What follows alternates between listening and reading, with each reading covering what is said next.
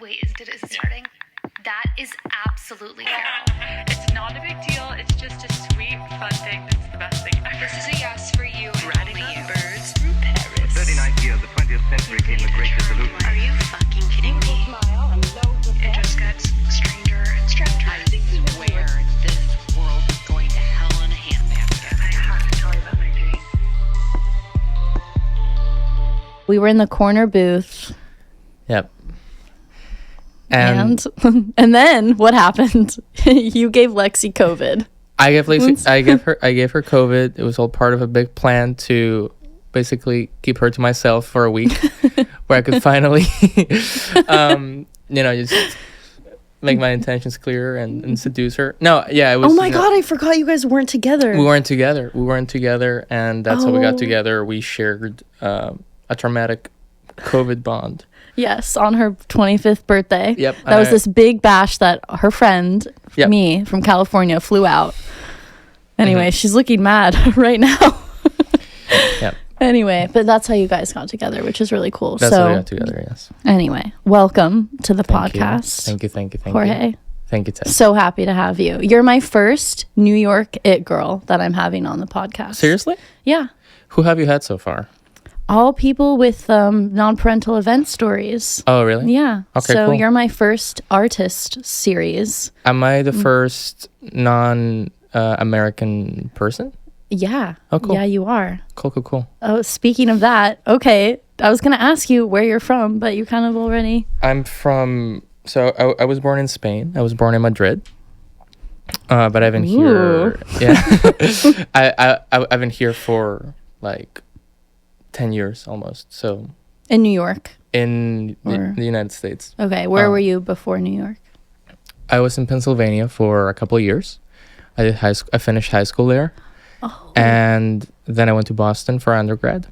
Okay. And then I came to New York. Wait, I didn't know. Wait, so you made the leap midway through high school? Yeah, so I made the leap actually when I was supposed to be a senior in high school. Like from junior to senior year. But then I did 2 years here because like the credits to graduate, like you need like a specific amount of credits. Yeah. So yeah, I did like a... Wild. Wait, were you homesick? Not really at the beginning. Okay. I feel like, not really, honestly. I mean, I was just like ready to embrace the adventure. Okay. And wow. Yeah, I feel mature. No, but I feel like homesickness is like a thing that actually gets bigger and bigger like the older you get. Oh wow. Yeah, that's a deep take. I feel like I feel homesick all the time. I think I want my own family at this point where I'm like I'm homesick for a new family. But do you actually feel homesick about California?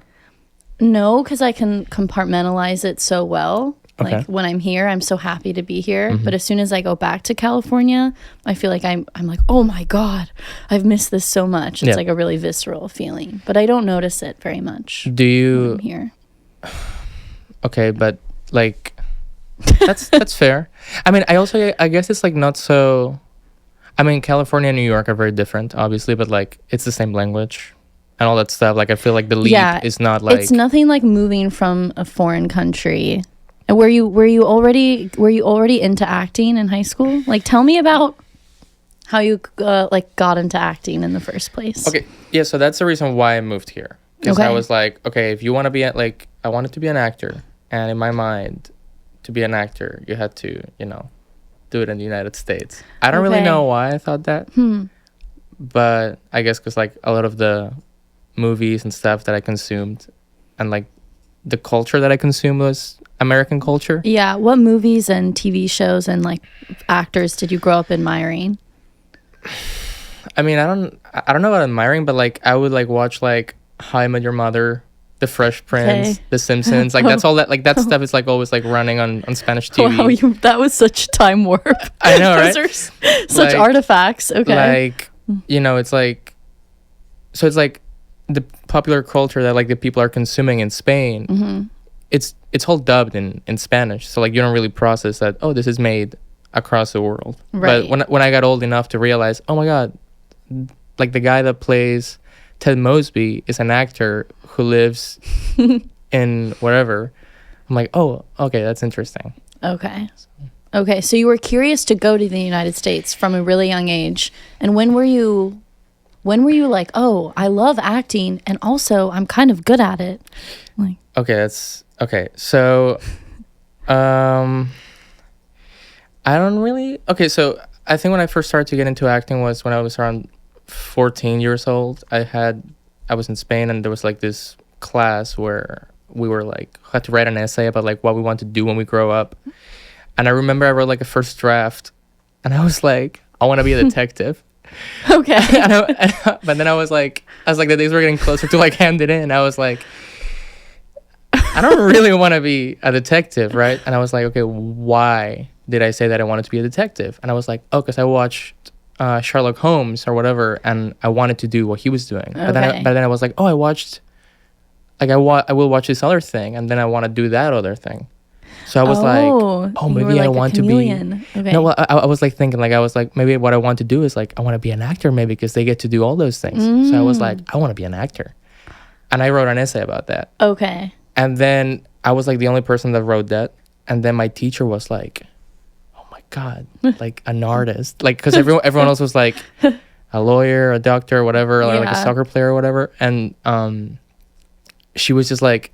You were the lone actor. She started to like give me like books about acting, and I was just like, oh, okay, great. I didn't know this was like something that people wrote books about. Wow, maybe she saw something in you. I hadn't acted at that point, like in my life. I never acted at all. Like I acted as like a twinkling star in like a little play when I was like 4 years old. Yeah. But that's not really acting. I love right? it. It's almost like you had a vision. I love that you decided you wanted to be an actor before you had ever acted. That's pretty cool. I also have to put this on because it looks great. Lexi made these. She did. And I think they're really awesome. Yes. I'm looking over here. I honestly think I don't even look that bad in this, and I look really bad in trucker hats. No, I think you look great. I think the color suits you too. The color's so fun. Yeah, it's like woohoo! Yeah. Like let's go. Yeah. And I'm like, oh, Coachella. Memories. Do you know what Coachella is? I know. I'm familiar. I'm familiar with. Patronizing. I'm like, you're from Spain. Yep. Do you have music festivals? We have music and music festivals in Spain. Yeah. I was actually talking to Lexi about this the other day. I was saying that I wanted to go to Coachella, but she said that I probably wouldn't like it because I'm a fan of. I like things.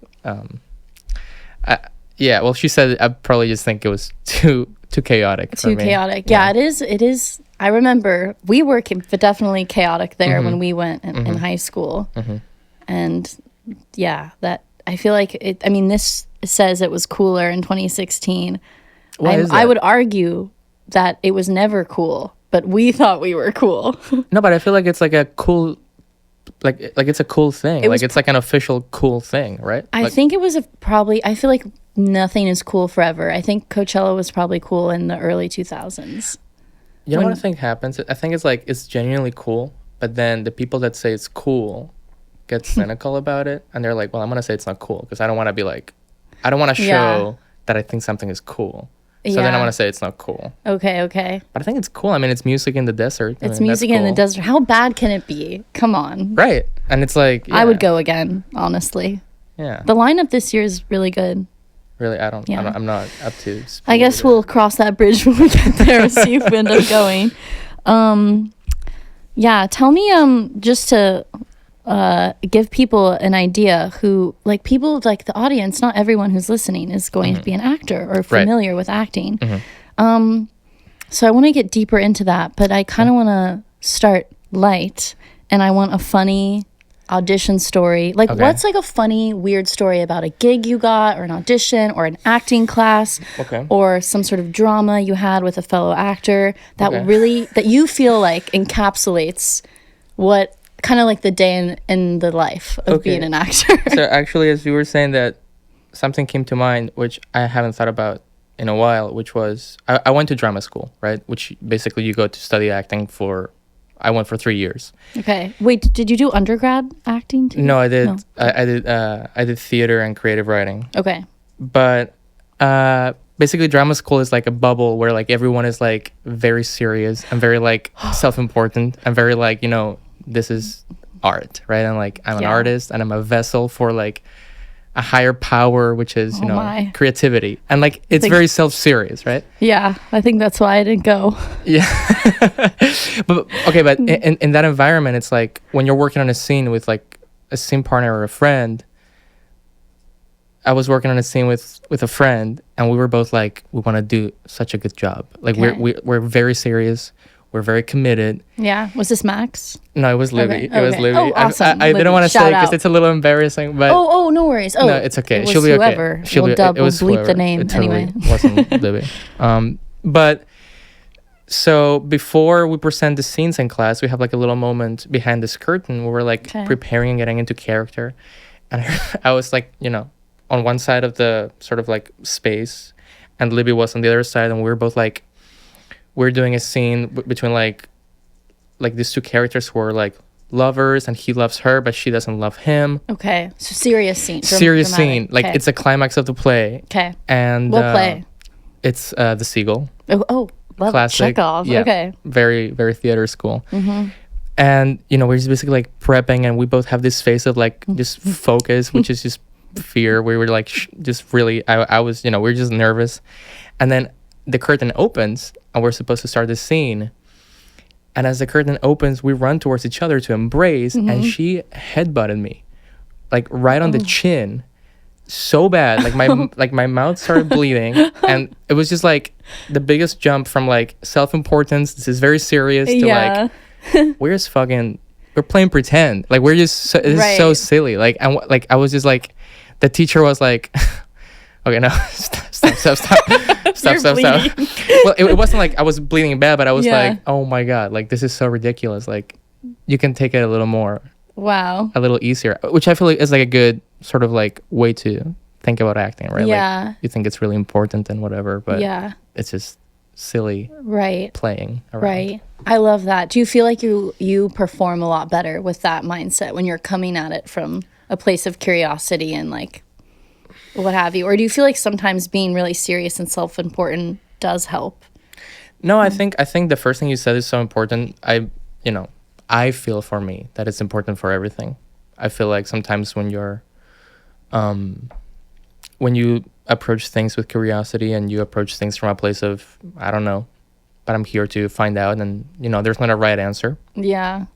I feel like you are freer and you don't have an idea of what things should look like, so you are not attaching, you know, some sort of result, which if you don't achieve it, it will bum you out.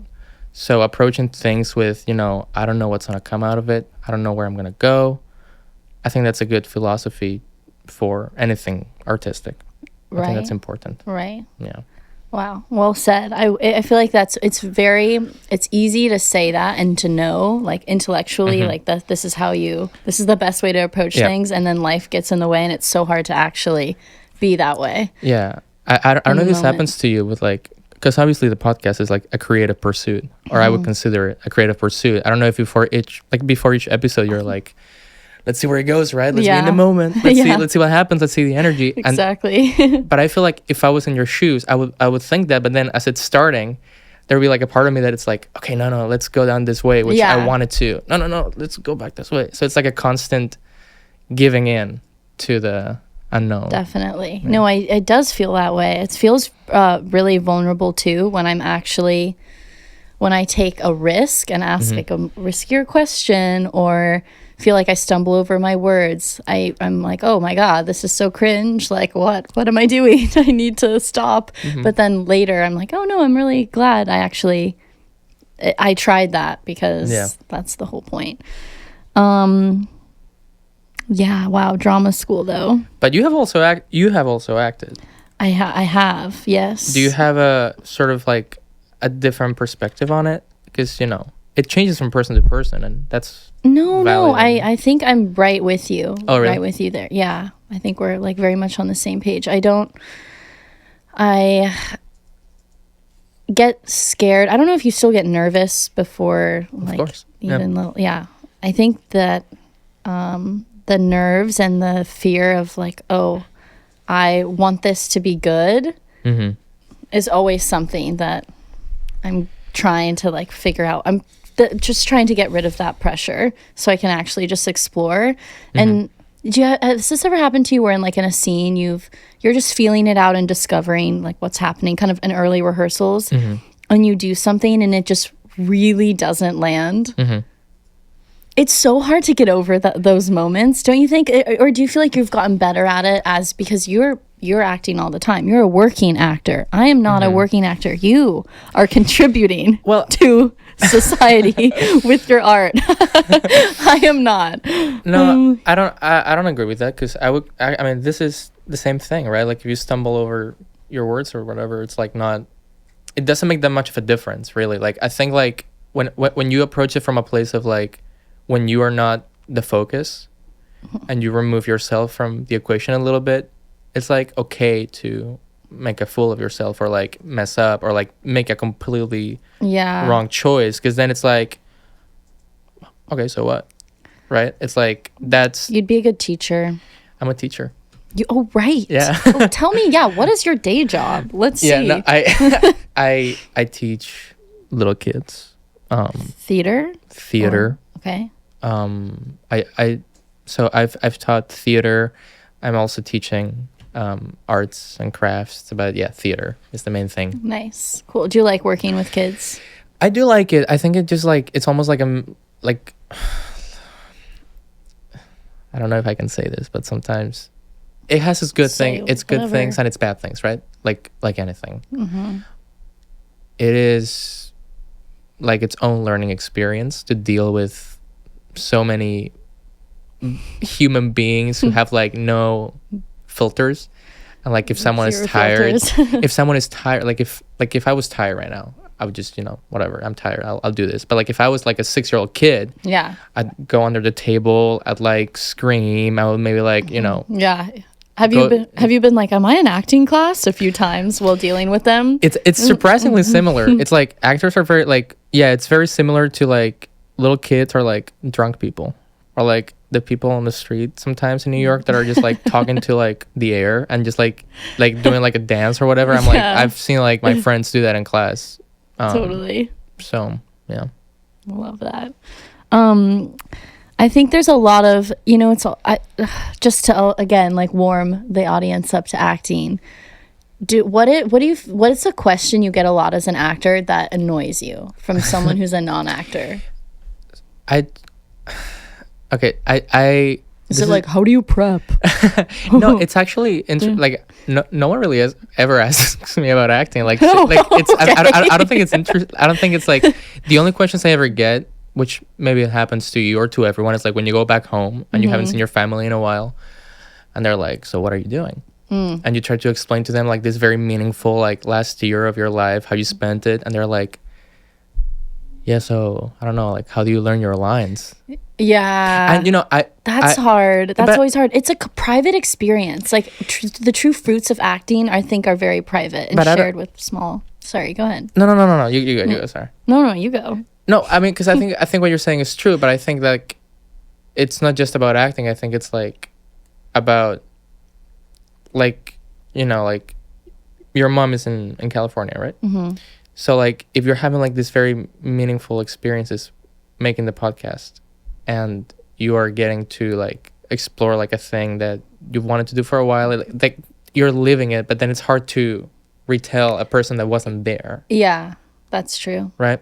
I know. It's really hard. It's very there's always a separation unless you have like witnesses. It's just those are just the facts. I feel like something that annoys me is when people ask lines. They ask about lines. Yeah. They ask about like prepping. And they ask about typecasts. Yeah. They're like, "What's your type? What's your typecast?" Or like, do you like comedy, or like, do you like theater or film, or like comedies or dramas? Yeah. It's not about what I like. It's like about what I get hired to do. Like, it's not, I don't know. That's such an like cynical actor thing to say. You're like, I'm into the world. Like, I'll take anything. I'll take anything. Seriously, I'll take anything. Speaking though of types, what is your typecast? What do you think? And like, what did drama school tell you? And like Lexi and people in your life who know you. I think I always end up such a loving look for the girlfriend. I mean, I think I always end up typecast as I was actually talking about this the other day not the other day, like 2 weeks ago. But I was saying that I always seem to end up playing men who've never quite made the transition from child to adult. Like they're sort of like stunted, like some sort of man boy. Okay, like a Peter Pan. But a little more tragic. like either they're struggling with like, they're struggling with like some sort of their own self. Like they're not like fully self-sufficient. They're like either there's something crippling them. There's like a like a mother or like a father or like a devouring mother. Yeah. Or like a mean dad. Yeah. Okay. Or abusive dad. Yeah. Interesting. Yeah. Interesting. Yeah. Love that. Okay, so like a disturbed coming of age sort of disturbed individual. Yeah, I'd say that it always tends to be like disturbed, sad, a little bit weird. Love that. But yeah, I don't know. Paul Dano has been on. I don't know why he's been like in my awareness for a long time, but I just thought of Paul Dano for you. Oh, really? Yeah. He's a little freaky looking. I don't know how to. Well, no, not in your looks, but kind of what you just described. Yeah. No, you guys look different. Who do you think you look like in the acting world? I don't know. Anyone? No, you look like yourself. Yeah, like myself. Who do you think you look like? No one, but this is like such a pick me flex. I always get Emily in Paris girl. I don't know. What's her name? Lily Collins. Lexi's like, I kind of see it.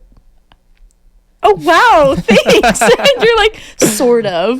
No, I don't know. I don't really know what she looks like. I think it's just the bangs. Yeah, I don't know. They look great. Thank you. Yeah. I just trimmed them recently. What about some of your dream roles? Like, I know that these are all like the very stereotypical questions, but I think they matter. I don't know. Okay. I mean, I really don't know. I don't know. It just changes all the time. It's always like that's kind of maybe on par with having like low expectations. Is you don't know what's gonna. Is that part of the fun? Like you don't know what a dream role is until maybe you have a role. You go through the whole process and you're like, you know what? I think that was my favorite role. I just think like having a dream role feels like a little bit like, I don't want to say useless because that's like so sad, but like a part of me is like, I don't know. I feel like, I don't know. Okay. What about this? Okay. Some dream actors or like an ensemble of people. They can be famous and not famous together. Sure. Like, that you would just die to work with. Like, who are some people? Directors? So actors? many. I mean, just actor-wise. I mean, I love, do you know Mark Rylance? Yes, of course. Oh, yeah, Every theater person knows him. I love how you keep looking at Lexi like she's like the audience. I mean, she's the audience. She is our audience. I know. I'm looking at the camera directly like, whoa. I'm mad at I'm kind of sad she doesn't think I look like Lily Collins. She's like, I can't talk anyway.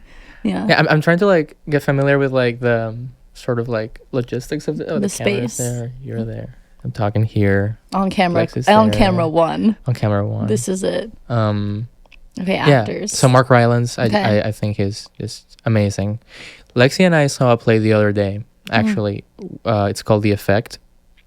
With yes, and I think Selen's gonna see it, or she just saw it. Yeah. And the main actor, one of the main actors, his name is Papa Esiadu. Okay. I think that's how you say it, but he's just so good. And I saw him years ago online, like on like a recording of a performance of Hamlet.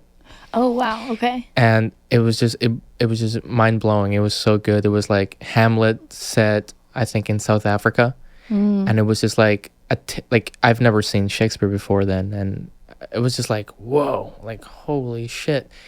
And I hadn't really kept up with him in terms of like what he was doing, and then he was doing the play here, so seeing him live after seeing him all those years ago and him being like an inspiration was like the coolest thing ever. Wow, that's actually really beautiful. That's a very cool, like, full circle moment that kind of also goes to show that you have great taste. You saw his talent a long time ago. I think everyone saw it. I mean, it's not like he's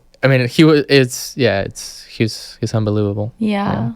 But still, it's like nice to know that talent can be recognized. Like, it's cool that he's now doing this. That is a good and that thing. he's like the cream. My mom's always like, the cream rises to the top test. Like, I'm like, oh, okay. I'm like, Mom, it's so, you don't understand how competitive it is these days about anything. And she's like, no, you're the best at this. Like, the cream rises to the top. And I'm like, oh my God. But I think that is kind of true. Yeah, I think so too. Day. More about, I'm so curious about, like, what did you grow up speaking English too, like learning English? Okay. Yeah, in Spain I would say it's fairly typical for like to have an hour of English a day at school, and then parents will do this thing where like they'll bring like someone that's like a native speaker to talk to you for like 3 hours in your room on Saturdays. Have that? I had a person like that. Yeah, Okay. I had multiple people. I had Prince. No, like not at the same time. Like, you know, if a person, it would be like a side job for them, or like if it's for us, right? But I remember I had this guy who was like an Abercrombie model. Oh, nice. And he would just come into my room and just like talk to me for like an hour or two about like, what's up, man? Yeah, he was literally like, "Hello, Jorge, how are you?" And I was like, "Hello, I'm good, I guess. I don't know, I'm school is fine, I guess." You know, like I would just be like talking to this stranger. Yeah. But it was that's like the best way to learn, is just like by talking to a native speaker. It just forces you to, you know, even if you don't know how to say it. Definitely. Especially when you're young and your brain just, all that neuroplasticity, you just soak everything up. It's so cool. I wish I was like 9 again. I know. I had a 9-year-old brain. I would be so into like learning languages and stuff, but that ship has sailed. But you say that, but like if you were actually 9, of course, you just be like, you know, I don't know, milkshakes. That's what I would do. Yeah, I know. But when you moved, so when you studied, when you made the leap, in undergrad you did theater, even though you weren't studying theater. So I auditioned for acting schools. Okay. For undergrad. Okay. And I got into none of them. Yeah, it's very competitive. It's hard. Yeah, and I had no idea what I was doing. So, I didn't get into any of them, and I got into one, and they were like, "We don't want you for acting, but do you want to just do theater?" And I'm like, "Okay, I don't really know what the difference is." But basically, it was, you know, a degree to do everything related to acting except acting, which sucked. Honestly, I was just like literally like my dream. They blue-balled you. Dude, so hard. Like my dream was like literally like this close, and I was just like, "Can I audition for the shows?" No, it's only for the acting majors. Oh my God, they were like, "But you can read this. You can read. You can do the Shakespeare's folios." Yes, like I was just like becoming like a scholar in theater, and I was just like, I like it because I like theater, but like a part of me is like I don't like it at all. Yeah. So I was just like trying to do like, I would go to classes outside of school. Like I would just find classes, and like I would audition for short films and like web series and stuff like that. And I love that. That's way cooler. It's way more of an underdog story and more of like a testament to the fact that you really wanted to act. It wasn't just like a fun, like you're like, oh, I don't know, like I guess I'll just try this. I'll just pick this major, or oh, I'm so sick because I'm this acting major. Like no, it wasn't like that at all. You just going out and trying. And I love that you ended up at Pace.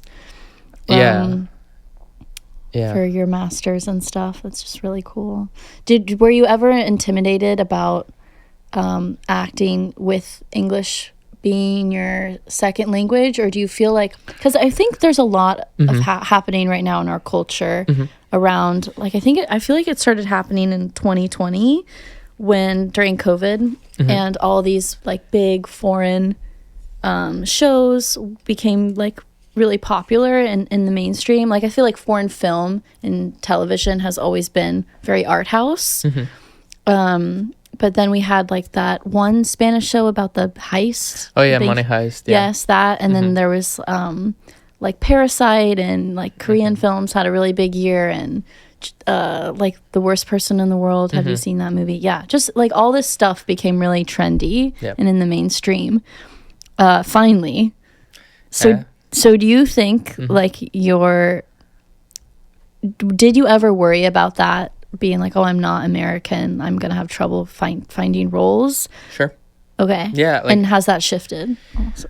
I think it shifted a little bit. I think, at the beginning, like a lot of people are just like, dude, your accent, like, where are you from? Like, you sound different. Yeah. And they're like, do you know how to like, can you like do an American accent? And that's like the first question that's sort of like makes you think of like, oh, I have to do something, otherwise I'm not going to be able to perform for like the majority of things, because I don't, my voice is immediately going to tell people, this person is from somewhere else, which is okay. The good thing about that, like, which has its good side, it's like I got cast for, characters who were not from here, which is a good thing.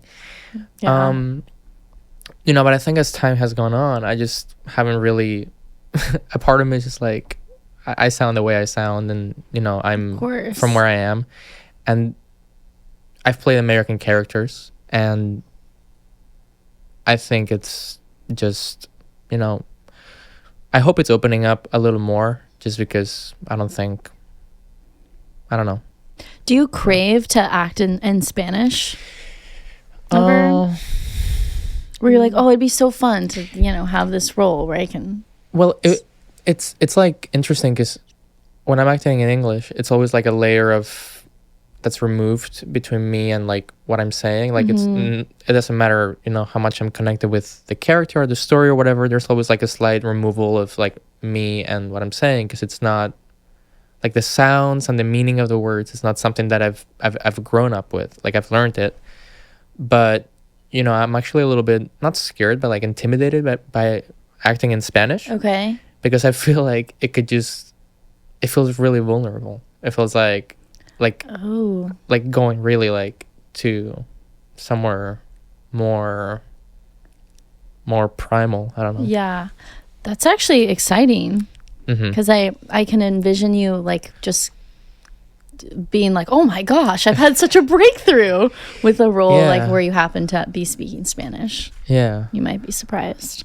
Maybe. Yeah. I'm going to do a Shakespeare play in Spanish soon. So. Oh, you are. Oh, do tell. Yeah, you're bearing the lead now. Like you're. it's gonna be an adaptation of Romeo and Juliet.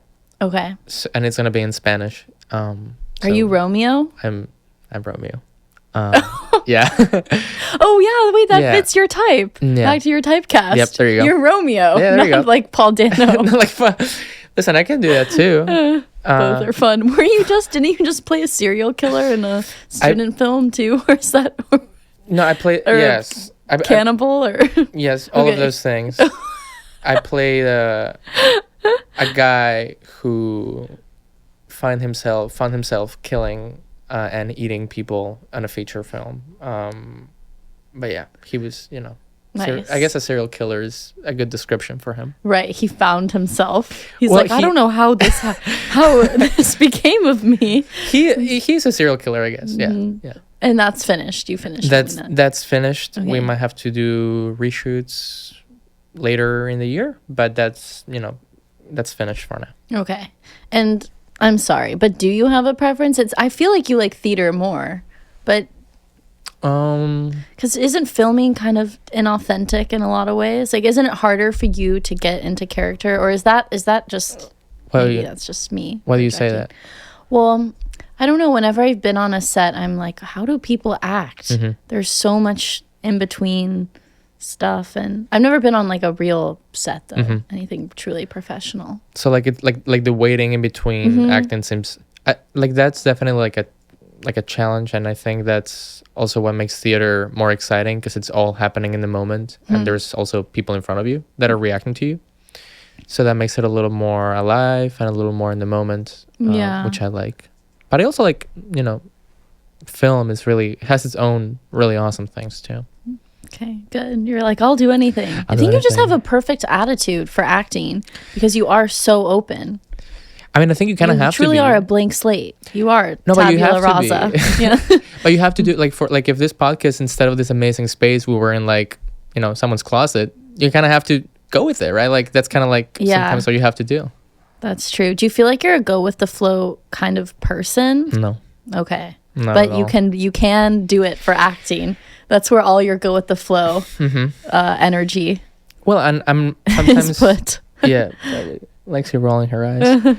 like sometimes not even with acting. Like with acting, a lot of the time the temptation is to just hold on to something and like hold on a way of like doing things. Yeah. But then that's constantly changing because the people you work with are entirely different. Like if I was talking, I don't know, with someone else instead of you, this would be different. So like trying to recreate our dynamic with that person would be just so frustrating. Yeah, I see. But tempting too, because it's like, oh, I know it and it's familiar, right? Right, right. Do you ever feel like when you're in life, let's say, you're kind of, I don't know if you do, maybe you are always doing the most, but let's say you're kind of like BSing your way through life.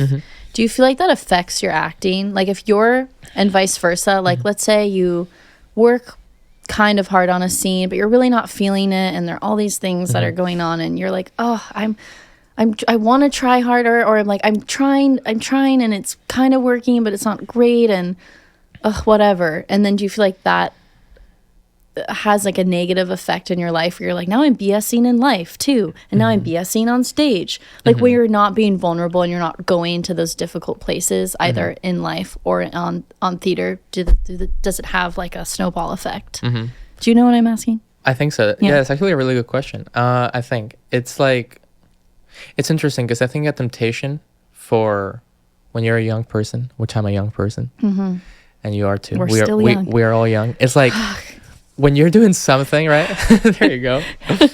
Like this has dated us. like no matter what it is, you want to do it really well, and like that's like a very like I want to just do so good. I want to do this thing so well, and sometimes what you need is to just like say, well, fuck it, right? Like I've prepared so much, I've worked so hard, and it's just not working. So whatever's there is there, right? And I think sometimes that's like actually when the best things happen, because you're allowing yourself to, you know, breathe and just be like, okay, well, I don't have to force it so much. Yeah. And when that happens in life, like when I'm like trying to like, you know, like at school, when like at school, that's a perfect example. It's like there's like 10 little kids, right? And I come in with like a plan for the class, and I'm like, we're gonna do this, we're gonna do this, we're gonna do this. Yeah. And they're like, no, we're not. Like we're gonna jump around and we're gonna climb on you and we're gonna like crawl on the floor. Yeah. So I'm like, I guess that's what we're doing. And then that like letting go like impacts like when I get home, it's like it's easier to let go. Or like when I go to act, it's like it's easier to let go. Okay. I see. Okay. I kind of love that because you did answer my question in a way. I think maybe that's the takeaway. Like instead of trying to white knuckle so many things and like push through and be like, this is working, which I feel like we're kind of raised 100%, especially here in the States, like 100%. You're raised to be like, get like grind, like try harder, like get your shit done, get your shit together. Like if you hear the word no, like keep going, which is all actually great. But I think we like use it too widely as a blanket and like apply it to everything when actually that's not the answer. A lot of the times the answer is actually acceptance and not trying to it's tricky though, because then it's like, well, you as an actor, you still need to have a really intense will, like and willpower, because it's such an industry of rejection and stuff. But it's also really important to know when to be like, is my strategy even working? Yeah. Like, what am I even working toward? But it's a balance, right? Like it's like a balance, like, I think it's like a balance between types of energies. I don't know if you're into energies and like all that sort of like hippie stuff like that, but that's something that I find that yes, you are into it. I think so. You think so?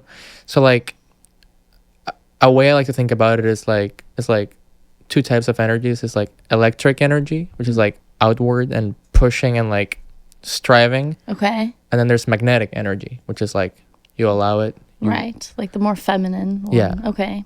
Yeah, and it's like masculine and feminine, and ideally you want a balance of both, I think, in acting, but I also think just in life. But I think what you said about like it being like an American thing is so true. So true. Yeah. Like very like striving. Gung-ho. Like never really like taking a moment to just like be and like realize that what you have is like okay, I'm happy now. Right. It's always like about the next thing, like the bigger paycheck, the bigger job, the bigger car, the bigger opportunity. Yeah. So I know it does seem like a way to kind of like waste your life at this, but at the same time working hard is so important. Oh yeah. And yeah, which we're not saying, but I do think like our generation is really trying to strike that balance as like our own generational backlash, like from what our parents philosophies and like what we're figuring out. I don't know. And I think acting is really like the principles of acting and this idea of just letting go and like kind of playing with things is really, really important at this point in time for everyone to do that. Yeah. Not just the artists. I would agree. Yeah. And it's like be a Gen Z, like start a podcast, like make these hats, like do things. You have to do things. You have to do things. Oh my God. It's good. It's good. Doing things is good too. Yeah. Out of all your I'm curious too, out of all your time in school. Yeah. Do you think, like for other actors who are out there, is school worth it? Number one. And the training, maybe that depends on a lot of things. I'm excited to hear your answer. And if it is valuable, I'm sure it is. I'm not saying it's not. Like, what is the most important thing you learned in school? I think it's it was valuable for me. I don't know, I'm sure there's people out there that didn't really gain as much from it as other people. I think that's okay. I think what provided for me was like a toolbox, where I was just sort of like before school, I thought of acting as like almost a thing that you show up and I don't know, just kind of happen. Like I don't really know, just kind of like you look really angry and you're acting angry, right. like whatever. But like you go to school and like there's a sense of like tradition that this has been happening for hundreds of years and people have tried to do it. Right? It's like it feels very like I just have this fantasy of like it's like I don't know, like pottery or something. It feels or like I don't know, like or like I don't know, like sewing. I'm like it's acting has a little bit like that vibe too. It's like people have been acting like the Greeks and the Romans were acting. Yeah. Even before that, like in like the caves and everything, they were like telling stories and like true. People have been going at it in so many different ways. Yeah. People have been, it's always been mystifying. It's not like this modern phenomena. Yeah. But it's always been like a reflection of like the culture and the people and like, like it's interesting because it's like, some dude in Russia once tried developed this technique and it worked for him. Here you go. You can try it. And it's like, oh, okay. Or like, in Japan, they're doing this thing where they pretend they're like crumbling flour for 30 minutes. Try it. You're like, oh, all right. And maybe it doesn't do anything, but it just creates a sense of like collective community through time. Yeah. With all the actors. Yeah. And it's so easy for someone on the outside to be like, that sounds so stupid. Like what a waste of time. Absolutely. And I think that's again where our culture is like really just toxic and retrograde. It's like, no, that's actually really cool because you're diving into your psyche and you don't know what you're gonna find by doing something that seems so stupid and just really surrendering to that ego part of you. So okay, so you found that valuable. I found the toolbox valuable and like the understanding of acting as something that's not just random, that there's like some sort of technique to it. Right. I found that very valuable. Right. Yeah. I love that. Okay, last kind of question for you. Okay. What do you think are some stories that need to be told right now, like at this point in our cultural moment? Like, what is like a zeitgeisty, marketable story that you would ideally want to be a part of? That's a good question. Like if you saw it on Netflix or HBO, you were like, oh yes, finally. Like a good. That's a good question. I don't know. I feel like what I would see on Netflix and want to watch is different from what I would like to be in. Okay, well that's fine. No, like yeah. You can even use like things you like right now and be like, I want to see more content like. I want to see more content like Severance. Have you watched Severance? Oh, I haven't, but I love Adam Scott. Oh my God, he's just so good. But I'm not. Okay, I'm not like. It's about like. I think it talks about like the divide between work and like your life when you're at work and your life when you are outside of work. Which I think is an interesting theme. I think okay, workplace drama, sort of. Okay. Sure. Yes. yes. Dystopian. I think I like stories about like flawed individuals that in some way reflect parts of you when you're watching them, and at some times you're like watching it and you're hating the person. Like, how could you act, like how could you do that? Right. But then so like the broadest thing ever, like a flawed person. Like no, but the focus is on the flawed person, right? Like the focus is not in like. Yeah, I guess that's kind of like the point. It's like I don't care if it's in an office or in, I don't know, in space or in under the sea. I don't care like if it's like about people and it feels like people that are real and struggling, kind of. That feels yummy to watch. I don't know. Right. Yeah. I could see that. Do you feel like would you want to be on a sitcom? Sure. Yeah. Sure. I mean, I think that's. I could see that. Oh, really? Yeah, I think with like Lexi, like Mac, like with your whole squad, I can kind of see it. That's such. It's like the whole family. The whole family. To act together. Yeah, we're all gonna act together. Yeah. You guys could always start your own thing. I'm a big proponent of that. Yeah. I'm like, you guys should start your own production, casting, sort of thing. What's been like the biggest challenge for you starting this thing? Like, what's been the biggest? Yeah, what's been the biggest thing? I think the mental like ups and downs. Oh, really? Yeah, of just being like, oh my gosh, not questioning what am I doing. I've actually never questioned that with this project, but resisting the urge to like self-sabotage and to just kind of not take it seriously or like downplay it as like, oh no, it's not that important to me when it is. And then just figuring out too how to, I mean, first of all, it's like a lot more work just finding the space, like all the technical things. Sure. And I think my biggest weakness in life is time management.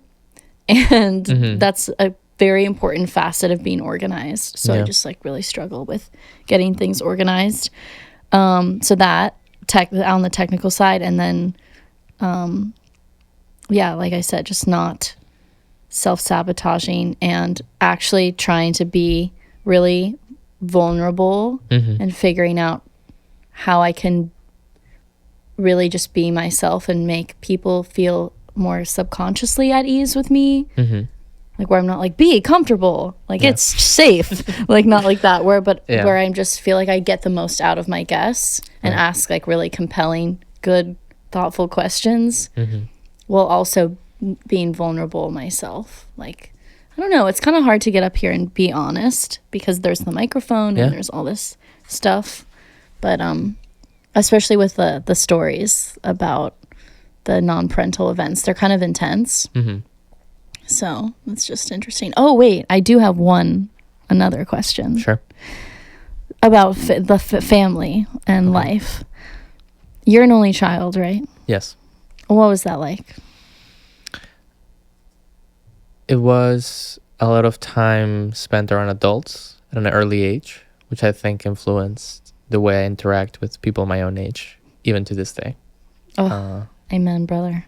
Right? You too? Are you an only child? Are we high-fiving? What are we doing? We went high five and then you did a fist. We are. I know. And then we did like a weird. It was a weird handshake. It was great. It was great. It was honest. It was in the moment. Yeah, it was. Wait, you're an only child too? Mm-hmm. Well, I was raised an only child. Okay. But yeah. Yeah. Okay, so that adults. I feel like it informs, and Lexi was kind of like only child vibes too. I think it does affect. I think a lot of actors are only childs. Yeah, maybe that's probably totally only false. Children, not child. Only children. I don't know. I don't know. That maybe I don't know. I wonder. Like, did you ever want siblings when you were all the time? Yeah. I feel like only children are like this weird like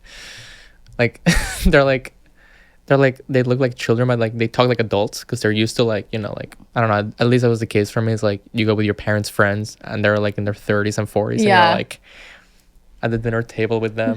I know, and you're like, good one, Janet. That's hilarious. Like, that's really funny. And you're drinking your water. Yeah, exactly. Like, and like a part of you, I wanted brother. I wanted siblings. I was like, I want other people my age around. Yeah. Like, I just want that. No, definitely. Yeah. And do you feel supported by your family, 100%. acting wise? 100%. That's from amazing. the beginning. From the beginning. That's so nice. Yeah. I love that. Well, you're supported by me too. Okay. Likewise, you're supported. I think, I feel your support. I can't wait to see Romeo and Juliet. Thank you. I'll be there. It's still a few months. A few months out. That's okay. Yeah. I can mark my calendar. Mark it. Yeah. This was so fun. Thank you, my first actor artist. Yes. Thank you. Thank you. And everyone, thank you for listening. Yes. My amazing audience. Thank you for listening. 5 stars, please. Yes. Burn that girl. Always 5 stars.